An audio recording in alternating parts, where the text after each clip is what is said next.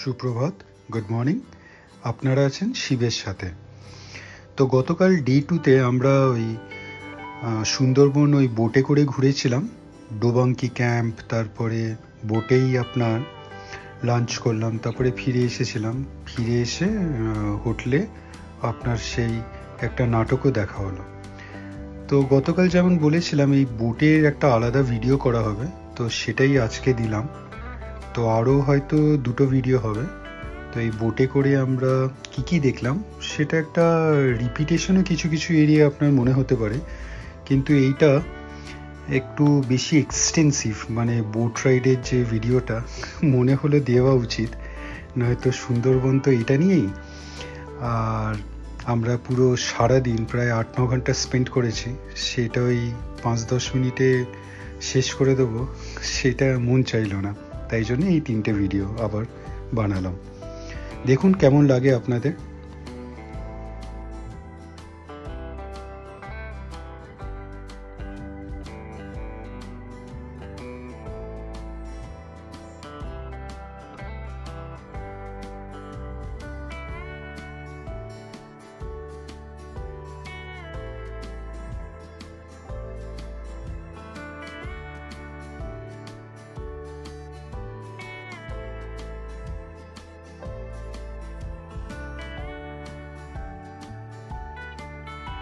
এখন কিন্তু জলের লেভেলটা অনেকটাই উপরে, যেটা যেমন আগের দিন বলছিলাম, হয়তো ফেরার সময় আপনার জলের লেভেলটা অনেকটা নেমে যাবে, তখন এই গাছগুলো আরও সুন্দর করে ভাবে দেখা যাবে। তো এখন মোটামুটি ওই সুন্দরবনের ওই ম্যানগ্রোভ ফরেস্টটা ঠিক করে বোঝা যাচ্ছে না, যদিও বা এই হাইটগুলো গাছের কম হয়, কিন্তু নিচে ওই রুটসগুলো ওই মেন, মানে আপনার শেকড়গুলো ওই মাটির ওপর থেকে বেরিয়ে আসে। এই জিনিসটাই মানে এইটাই মানে আমরা ম্যানগ্রোভ ফরেস্ট বলতে বুঝে থাকি। তো দেখুন বেশ মানে এই জায়গাটা বেশ চওড়া, ভাস্ট এই নদীটা। তারপরে আমরা ছোট ছোট অনেক ওই ট্রিবিউটারি ওই ক্রিক টাইপে অনেক ঢুকবো, যেখানে দেখাবো মানে যেখানে সাইটিং বাঘ দেখার মানে প্রবণতা, চান্সেস অনেকটা বেড়ে যায়। যদিও আমরা এই ট্রিপে আর দেখতে পাইনি। তো এই যে এই দেখুন এই সাইডে একটা সুন্দর ঢুকে যাচ্ছে, তো বেশ সুন্দর এইটা। আমরা যেমন রাস্তায় দেখি, এটা জলপথের ওয়েজ।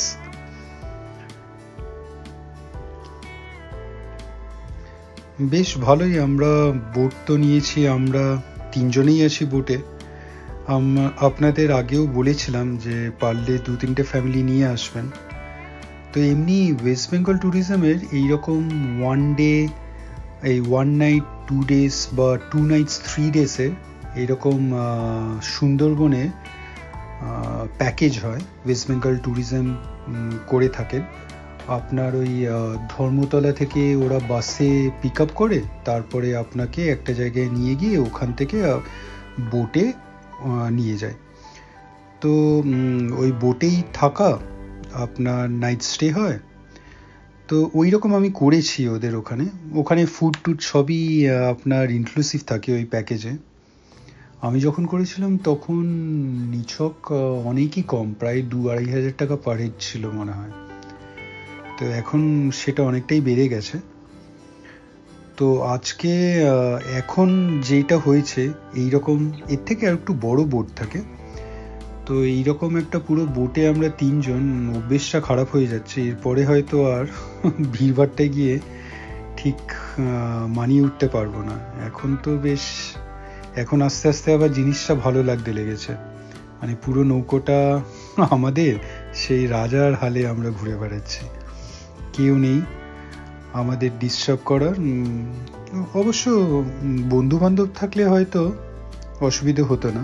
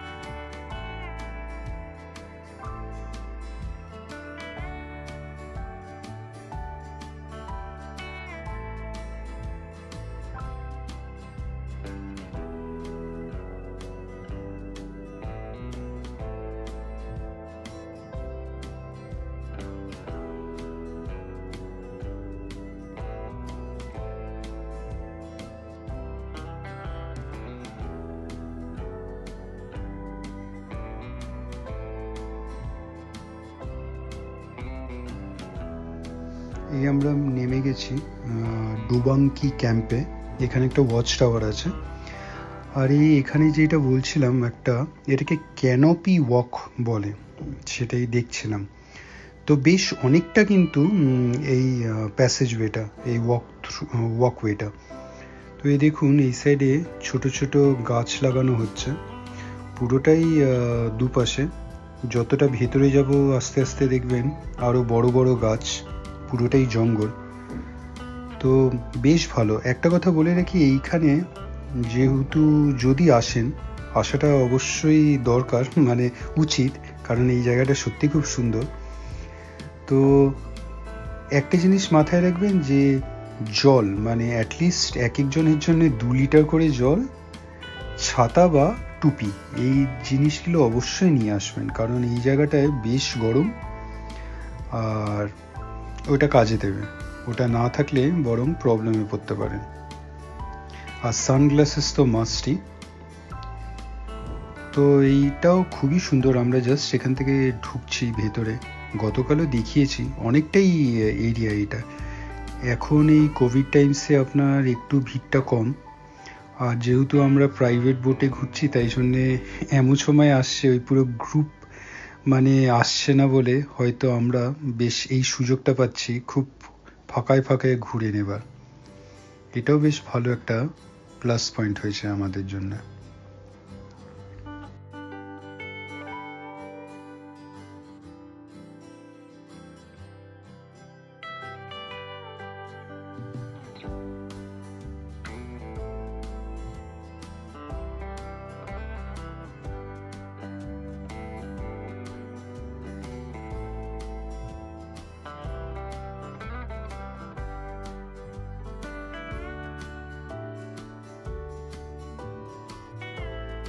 এই যে বনবিবি, এখানকার মোটামুটি সবাই এই দেবতাকে এখানে পুজো করেন।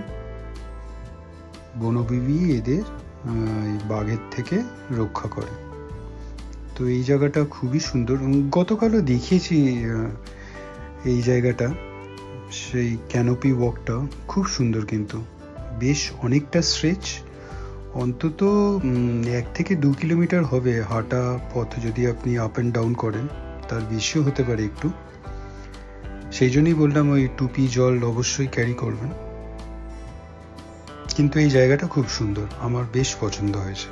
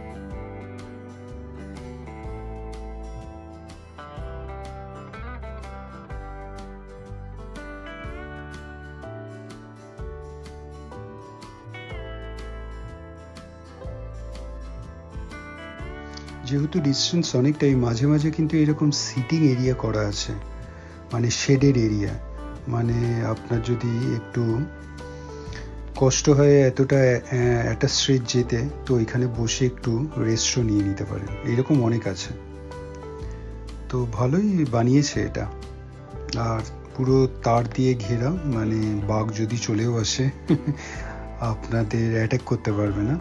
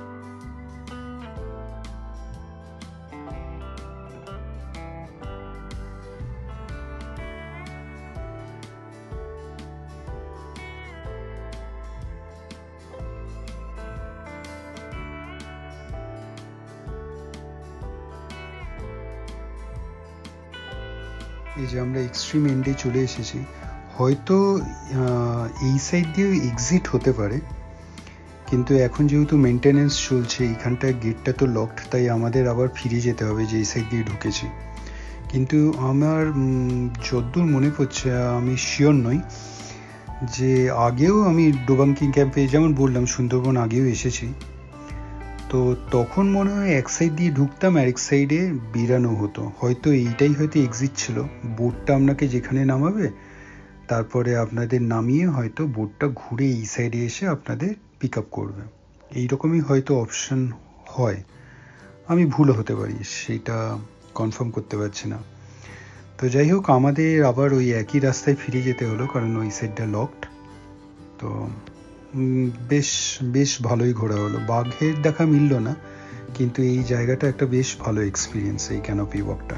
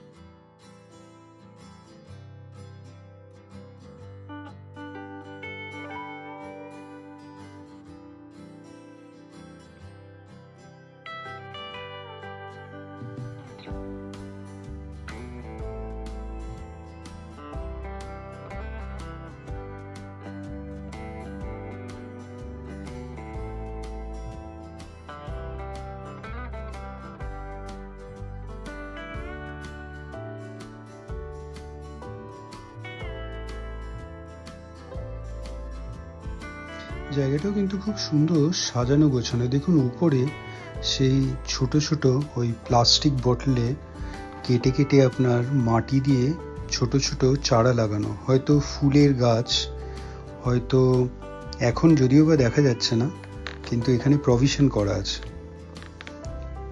বেশ যথাসম্ভব বিউটিফিকেশনের কাজও হয়েছে, এটাই ভাল লাগলো।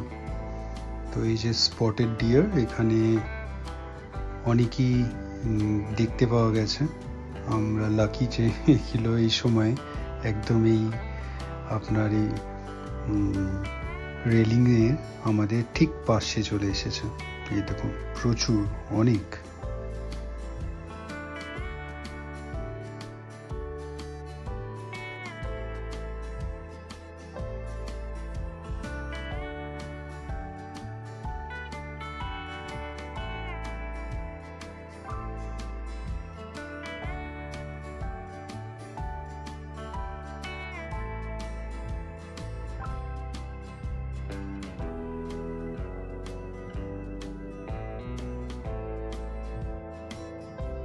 বেরিয়ে এলাম ডোবাঙ্কি ক্যাম্প থেকে। বেশ ভালোই ঘোরা হচ্ছে, মানে শান্ত পরিবেশ আপনার, খুব একটা অনেক বেশি বোটও চোখে পড়ছে না। অ্যাজ ইফ মনে হচ্ছে পুরো সুন্দরবনটাতেই খালি আমরাই একা ঘুরছি, আর বোটে তো আমরা ছাড়া কেউ নেই। আমাদের যিনি গাইড ছিলেন তিনিও খুব সুন্দরভাবে আমাদের বুঝিয়ে বুঝিয়ে নিয়ে যাচ্ছেন কত টাইপের গাছ সেখানে আছে, বন্য প্রাণী, আপনার পাখি, জীবজন্তু, অনেক অনেক কিছু ভ্যারিড টপিকসে এখানে উনি আমাদের জানাচ্ছিলেন। এই যে আস্তে আস্তে জলের লেভেলটা পড়ে আসছে, নেমে আসছে, তাই জন্য এইবার গাছগুলো বেশ ভালো করে দেখা যাচ্ছে, বোঝা যাচ্ছে মানে রুটসগুলো, যে এটা আপনার সুন্দরবনে ম্যানগ্রোভ ফরেস্টের একটা বিশেষত্ব।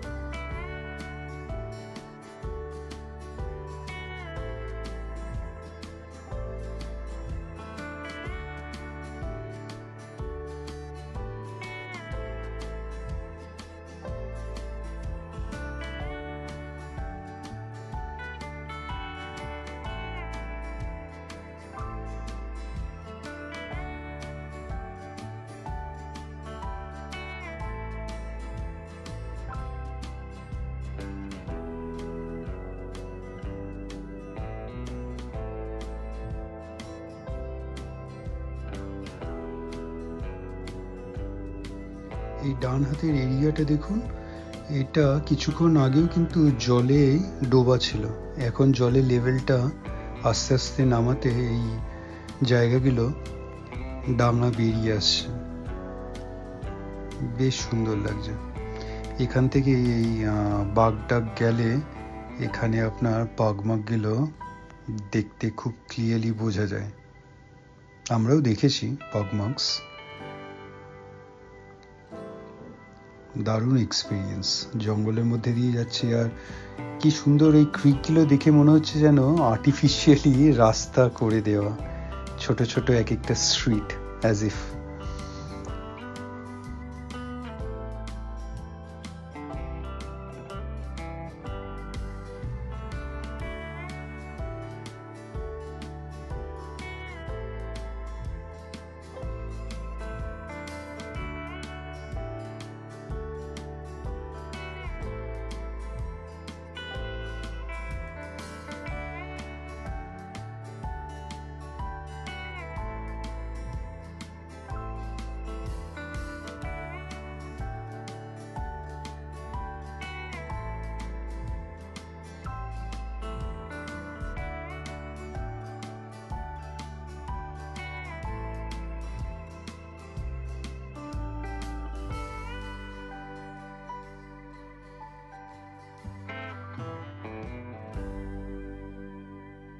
আর গাছের পাতাগুলো এত সুন্দরভাবে এখানে জড়ো হয়েছে, দেখে একটা সেই সেতু হয়ে গেছে মনে হচ্ছে, একটা ব্রিজ হয়ে গেছে।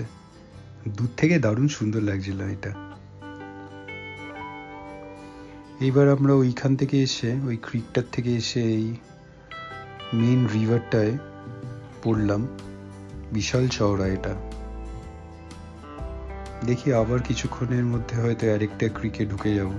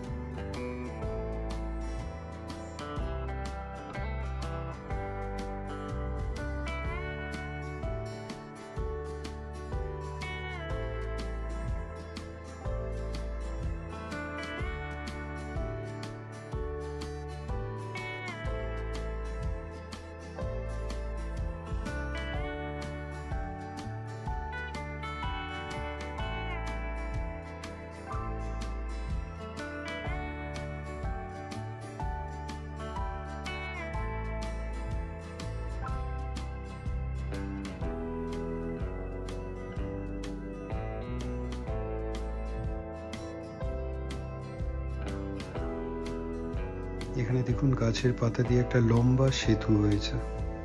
সেতু বেশ সুন্দর লাগছিল, যেটা বলছিলাম। ইনফ্যাক্ট কালারটাও দেখুন জলের একদমই, সেই পাতার ব্রিজটা, সেতুটা ডিফারেন্সিয়েট করছে। ওপারটায় জলের কালারটা একদম ডিফারেন্ট এই পারের থেকে। এই সাইডটা একদম গ্রিনিশ ব্লুইশ যা বলবেন, আর ওই সাইডটা পুরো ঘোলাটে জল। এইখানে মোটামুটি সবই রাস্তা, মানে এই এক একটা পাথগুলো দেখে মনে হচ্ছে একই। মানে যদি বোটটা দিয়ে দেওয়া হয় আর যদি নিজেকে চালিয়ে নিয়ে যেতে বলে, তো মোটামুটি গিয়ে হারিয়ে যাব। মানে আবার যদি ফিরে যেতে হয় রিসর্টে, হোটেলে, সেটা বড্ড চাপ হয়ে যাবে। মানে এই জায়গাগুলো মনে রাখতে হয়। এনারা তো এখানে সর্বদাই আসছে, প্রত্যেক দিনই আসছেন, তাই।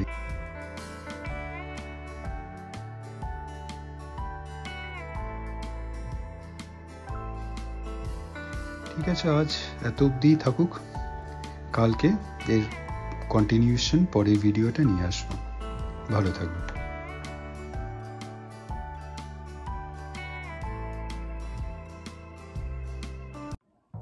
ভিডিওটা ভালো লাগলে লাইক, শেয়ার অ্যান্ড সাবস্ক্রাইব করবেন।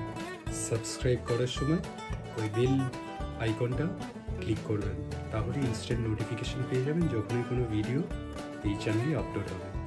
ভালো থাকবেন।